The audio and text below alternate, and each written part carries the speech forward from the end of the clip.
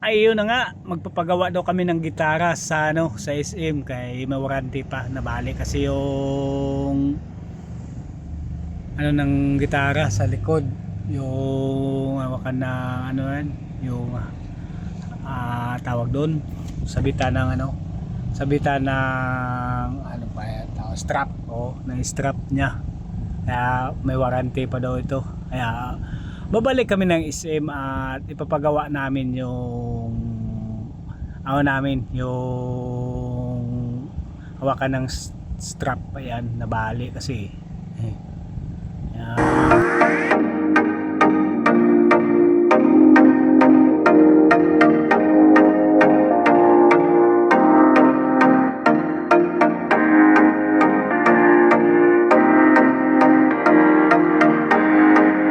alis na po tayo, punta tayo ng SM. Ayan, dito na po tayo sa Road 4. Ayan, liliko tayo ng Mindanao Ave. Ayan, ayan yung Mindanao Avenue. Ayan, U-turn tayo dito sa may sa may Mindanao Ave. Ayan,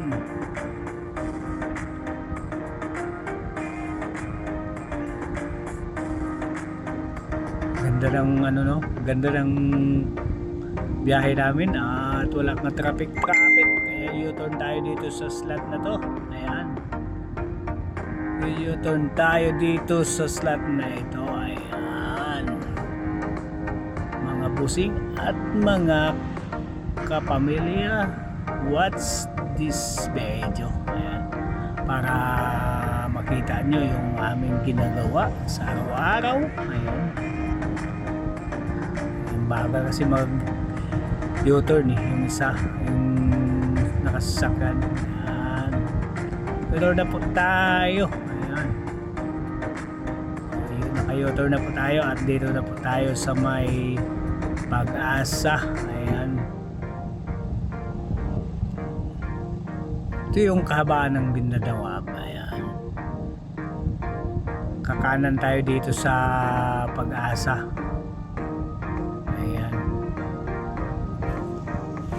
Kanan tayo rito at papasok tayo rito sa Barangay Pag-asa. Ayan, napakaganda yung camera na aming nabili ng X Pro X10. Ayan,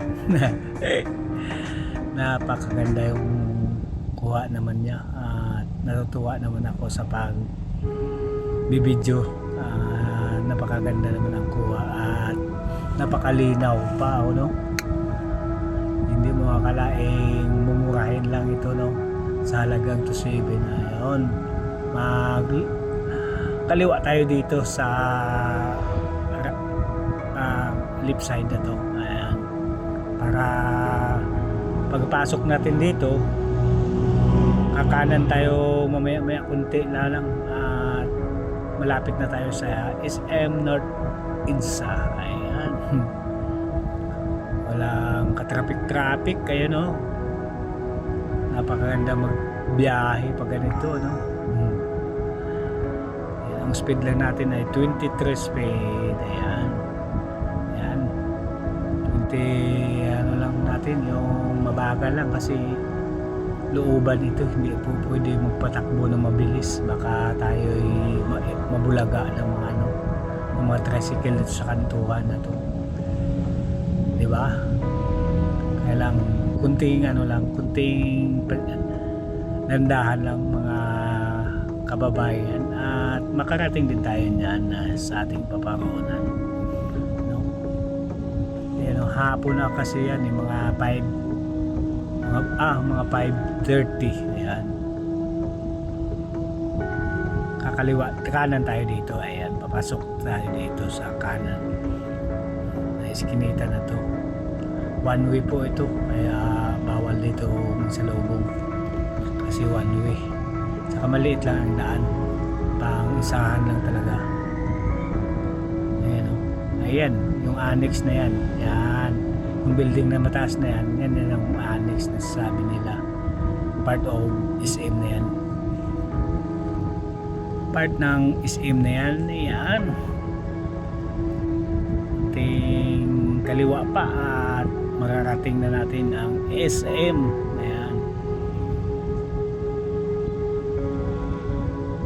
Mararating na natin ang SM at atin pong ipapagawa ang ating gitara ng anak ko.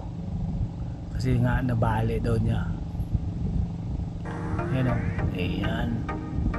Pasok tayo dyan at kunting ano na lang, kunting kimbot pa at marating na rin natin yung ano, yung destinasyon natin na SM Annex. Yan, dito na tayo bumili ng gitara sa halagang 5,000.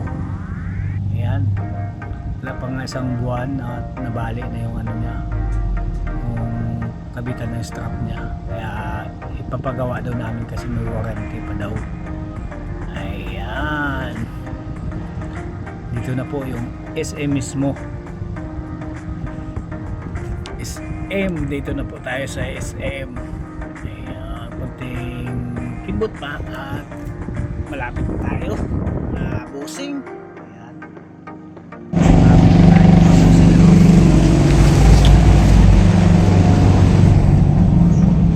busing. Ayan o, yung maluwag na yan, yun yung paradahan na yan, yung sa taas na yan, yung bilog na naka-building na yan. Yan. Yan yung paradahan ng mga motors or mga car. Ayan. Ito yung exit niya. Pero sa dulo pa yung entrance niya. Malayo-layo pa. Ayan o. Napakaganda naman dito sa ano na to, napakaluwag oh. Hapon na kasi nasa loob na yung mga tao ngayon at konti lang ngayon ang namamasyal, tulad ng Linggo at saka Sabado punuin dito. Ayan, sa ngayon kasi konti lang ang namamasyal kasi araw ng Lunes. Ayan, pag araw ng Lunes ay konti lang talaga ang namamasyal yan kasi nasa paaralan yung mga karamihan at sa trabaho din yung mga ano. Pag mga holiday season, ayan, saan mo talaga yan, punong-punuin dito sa SM. Ayun o, yan, kunting ano na lang at paakyat na po tayo sa ano niya, sa parking area. Ayan, bagal kasi yung ano niya to, no, yung Ford yung susundan natin, mabagal ano. Dito sa kabila, ayan, dito tayo sa kabila, ayun diretso tayo. Wala naman palang ano, tuloy-tuloy lang pala no. Napakaganda yung ano niya, yung parkingan yan, bilog na bilog yan, paakyat ayun Ayan maganda yung ano niya yung parkingan dito sa taas, paikot, bilog na bilog, circle na circle. Sa panglima tayo, sa panlima pa tayong floor, panlima pa na floor yung paradahan ng mga motor. Ayan, ayan, packet pa tayo niyan. Isa pa,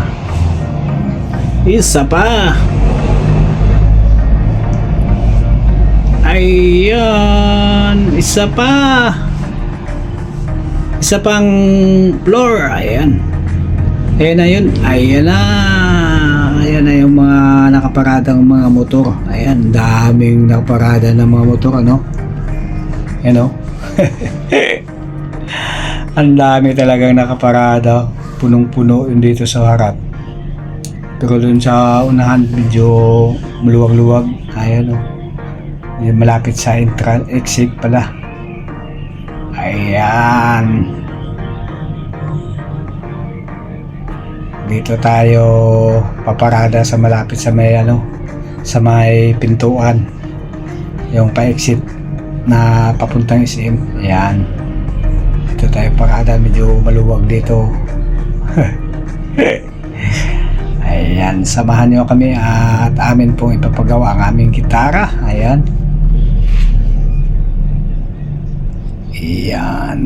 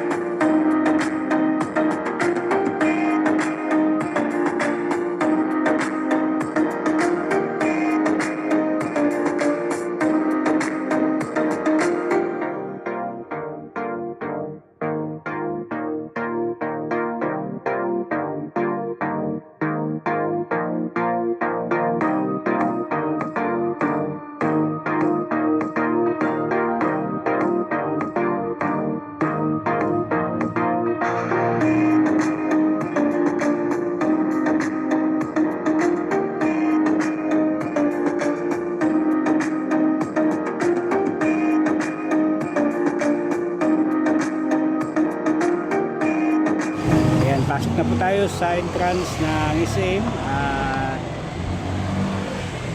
Atin pong ipacheck ang ating gitara doon sa pagawaan mismo sa RG mismo na bili sa store ng RG atin binili.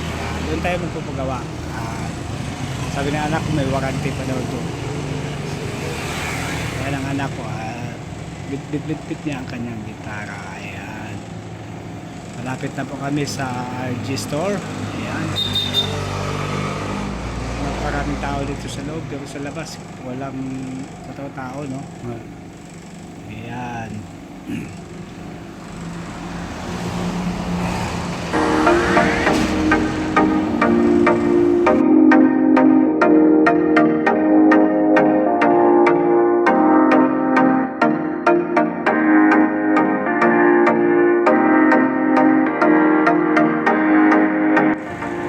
Malapit na tayo sa kanilang store. Atin po alamin kung may bayad ba o wala, kasi covered po, warranty pa to eh.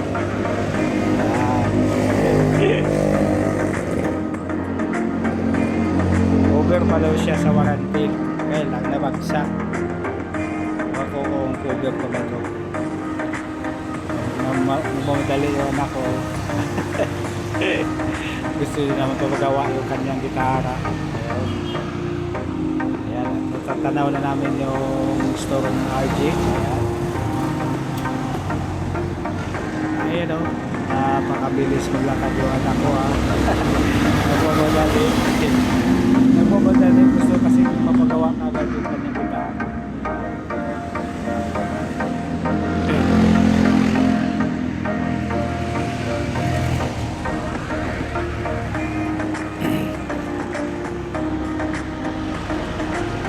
Dito kumpleto yung bilihan ng mga pang-instrument.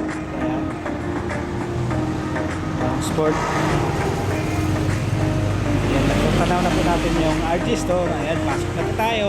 Hanggang dito na lang at maraming salamat. Tutuloy ko na lang ang aking video.